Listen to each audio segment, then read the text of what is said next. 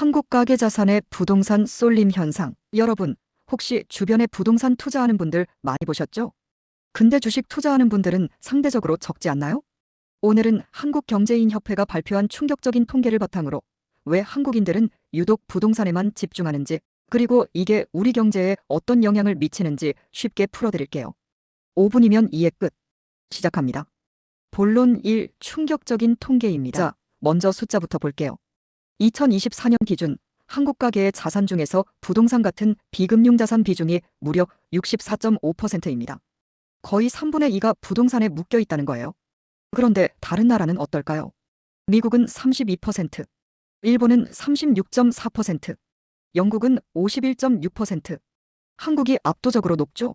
우리나라 사람들이 얼마나 부동산을 선호하는지 확실히 보이네요. 그럼 금융자산은 어떨까요? 금융자산이라고 하면 예금, 주식, 채권 이런 거 말하는 건데요.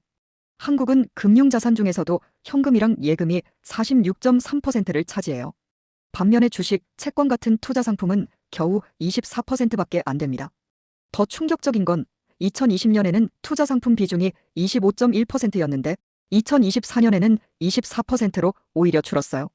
본론 2. 미국과 비교해 보겠습니다. 그럼 미국은 어떨까요? 미국 가계는 금융자산 비중이 68%로 압도적으로 높아요. 그러니까 우리랑 완전 반대죠.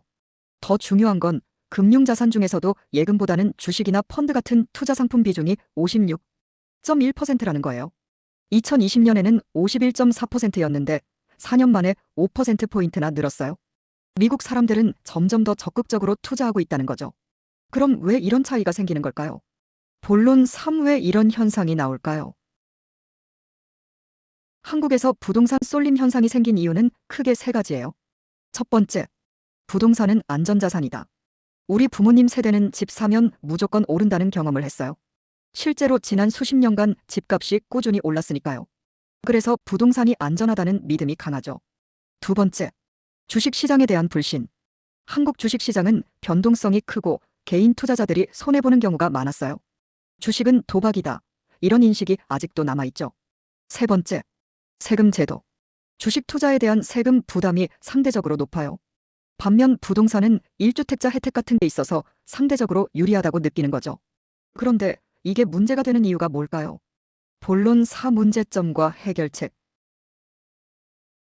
자산이 부동산에만 쏠리면 세 가지 문제가 생겨요. 문제 1. 집값 폭등.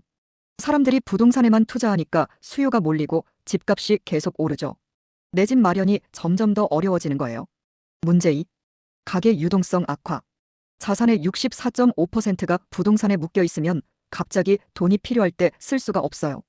유동성이 떨어지는 거죠. 문제 3. 경제 활력 저하. 주식시장에 돈이 안 들어오면 기업들이 투자받기 어렵고 경제 전체가 침체될 수 있어요.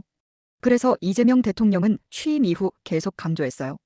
부동산 대신 주식으로. 자본시장을 정상화해서 주식 투자를 활성화하겠다는 거죠.